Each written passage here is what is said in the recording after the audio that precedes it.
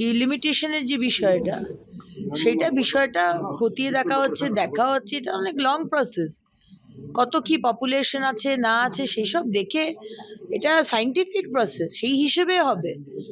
এটা এত তাড়াতাড়ি এরকম ভাবে করা যাবে না, করা যায় না কখনো। বাড়ছে কলকাতা পুরসভার ওয়ার্ড সংখ্যা, 144 থেকে বেড়ে হচ্ছে 200টি ওয়ার্ড। আগেই সরকারি বিজ্ঞপ্তি প্রকাশ হয়েছে, এবার ওয়ার্ড পুনর্বিন্যাসে গঠিত হলো কমিটি। আর কি জানা যাচ্ছে বিস্তারিত বলবেন অর্ণব মুখোপাধ্যায়, রয়েছেন টেলিফোনে। অর্ণব,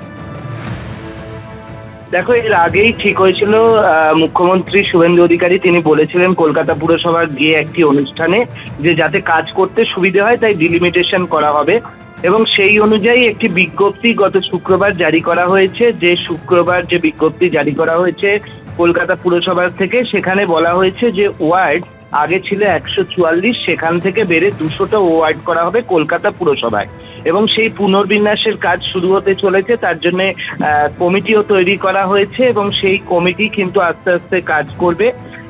এর মধ্যে তোমার উত্তর, এই যে কমিটি তৈরি করা হয়েছে তার মধ্যে উত্তর ও দক্ষিণ কলকাতার 2 জেলার ডিস্ট্রিক্ট ইলেকশন অফিসার যিনি রয়েছেন তাকেও আমন্ত্রিত সদস্য হিসেবে রাখা হয়েছে।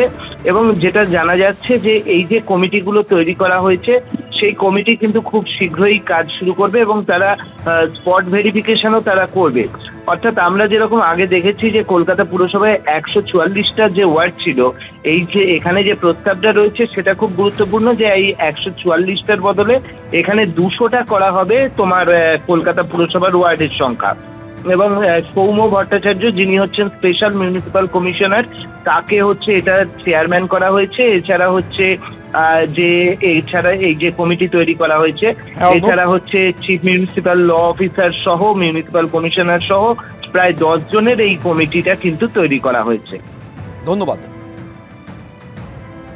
ডিলিমিটেশনের যে বিষয়টা খতিয়ে দেখা হচ্ছে এটা অনেক লং প্রসেস।